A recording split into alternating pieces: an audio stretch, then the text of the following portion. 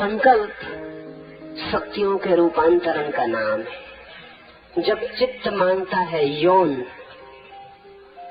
जब चित्त मांगता है दूसरे को, अपोजिट को, स्त्री पुरुष को, पुरुष स्त्री को, जब चित्त मांगता है कि दूसरे की तरफ बहो, सब बहाव का रूपांतरण करना पड़ेगा। तब चित्त जिस ढंग से दूसरे को मांगता है उससे उल्टी प्रक्रिया करनी पड़ेगी, ताकि चित्त की ये मांग परमात्मा की, मोक्ष की, निर्वाण की मांग बन जाए। अब इसके लिए 2-3 बातें ख्याल में लेनी जरूरी है। जैसे ही चित्त मांगता है, यौन की मांग करता है, सेक्स की मांग करता है, शरीर सेक्स की तैयारी करने लगता है। यौन केंद्र मूलाधार से दूसरे की मांग की स्फुरना शुरू हो जाती है। यौन केंद्र बहिर्गामी हो जाता है।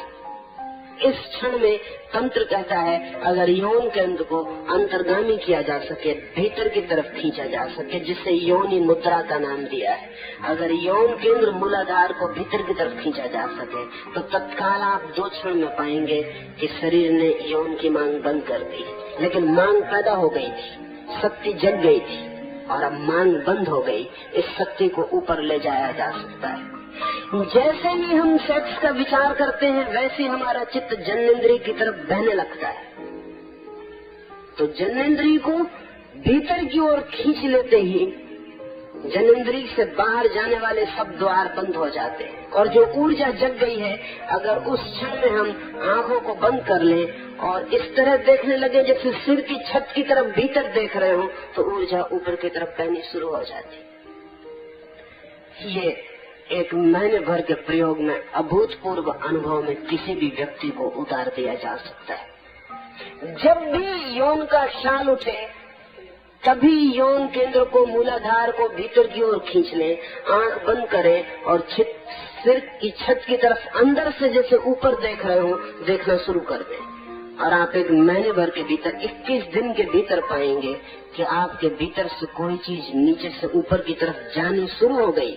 ये वस्तुतः अनुभव होगा कि कोई चीज ऊपर बहने लगी, कोई चीज ऊपर उठने लगी। उसे कोई कुंडली का नाम करता है, उसे कोई और कोई नाम दे सकता है। इसमें 2 बिंदुओं पर ध्यान देना जरूरी है, एक तो सेक्स सेंटर पर, मूलाधार पर, और दूसरे सहस्त्रार पर। सहस्त्रार हमारा ऊपर का केंद्र है, सबसे ऊपर, और मूलाधार हमारा सबसे नीचे का केंद्र है। मूलाधार को सिकोड़ने भीतर की तरफ, तो उसमें जो शक्ति पैदा हुई है, वो शक्ति मार्ग खोज रही है, और अपने चित्त को ले जाए ऊपर की तरफ, तो वही मार्ग खुला रह जाता है। चित्त जिस तरफ देखता है, उसी तरफ शरीर की शक्तियां बहनी शुरू हो जाती। ये ट्रांसफॉर्मेशन की छोटी सी विधि है, और इसका अगर प्रयोग करें तो ब्रह्मचर्य बिना सप्रेशन के, ये सप्रेशन नहीं है, ये सब्लिमेशन है, ये दमन नहीं है। दमन का तो मतलब है ऊपर का द्वार नहीं खुला है और नीचे के द्वार पर रोके चले जा रहे हैं, तब उपद्रव होगा, तब विक्षिप्तता होगी, पागलपन होगा। अगर मार्ग भी है शक्ति के लिए, तो दमन नहीं होगा, सिर्फ ऊर्ध्व गमन होगा।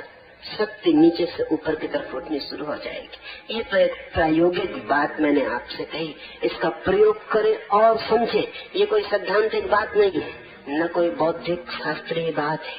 ये करोड़ों लोगों के अनुभूत घटना है, और सरलतम प्रयोग है, कठिन बहुत नहीं है। और एक बार मस्तिष्क के ऊपरी छोरों पर रस के फूल खिलने शुरू हो जाए, तो आपकी जिंदगी से यौन विदा होने लगेगा, वो धीरे धीरे खो जाएगा, और एक नई ही ऊर्जा का, नई ही शक्ति का, एक नए ही वीर का, एक नई दीप्ति का, एक नए आलोक का, और एक नया ही संसार शुरू हो जाता है। फिजियोलॉजिस्ट से इसका कोई लेना देना नहीं है। इस जो शक्ति ऊपर उठेगी, इसको अगर हम शरीर को काट के देखें तो वो कहीं भी नहीं मिलेगी, वो मैग्नेटिक फील्ड की तरह है। अगर हम हड्डियों को तोड़े फोड़े तो कहीं भी उसका सुराख नहीं मिलेगा, कहीं उसका कोई पता नहीं चलेगा। वो शारीरिक घटना नहीं है, वो घटना साइकिक, वो घटना मनस में घटती और